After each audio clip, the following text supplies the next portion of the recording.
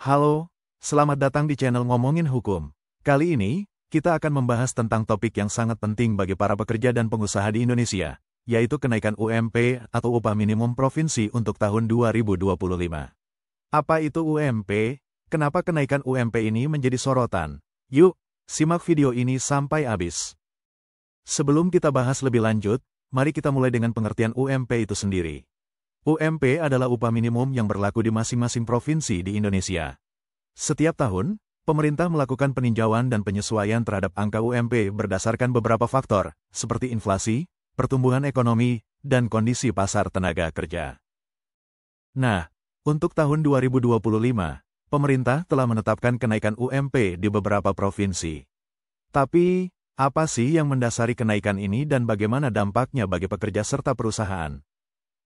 Kenaikan UMP 2025 dipengaruhi oleh berbagai faktor ekonomi, di antaranya adalah inflasi yang terjadi selama tahun 2024 serta pertumbuhan ekonomi yang diharapkan positif.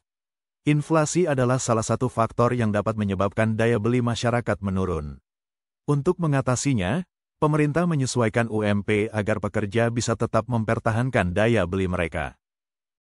Namun, kenaikan UMP ini tentu tidak hanya berdampak positif bagi pekerja. Bagi pengusaha, terutama usaha kecil dan menengah, kenaikan UMP bisa menjadi tantangan. Dengan kenaikan gaji, mereka perlu menyesuaikan anggaran operasional dan bahkan harga produk atau layanan yang mereka tawarkan.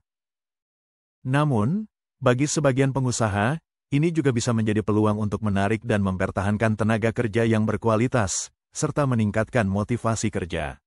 Ini tentu akan meningkatkan produktivitas yang pada akhirnya menguntungkan perusahaan. Kenaikan UMP 2025 juga bisa mempengaruhi sektor-sektor tertentu. Misalnya, sektor industri padat karya dan sektor jasa, yang biasanya lebih banyak mempekerjakan tenaga kerja dengan upah rendah. Di sisi lain, sektor teknologi dan perusahaan besar yang sudah memiliki struktur gaji yang lebih tinggi mungkin tidak akan terlalu terdampak.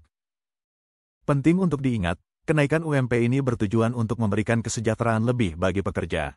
Namun, tentu saja, ada tantangan yang perlu dihadapi oleh pemerintah, pengusaha, dan pekerja itu sendiri untuk menjaga keseimbangan ekonomi. Jadi, bagaimana dengan kamu? Apakah kamu siap menghadapi perubahan ini, baik sebagai pekerja maupun pengusaha? Terima kasih telah menonton video ini. Jangan lupa untuk like, komen, dan subscribe agar kamu tidak ketinggalan informasi penting lainnya.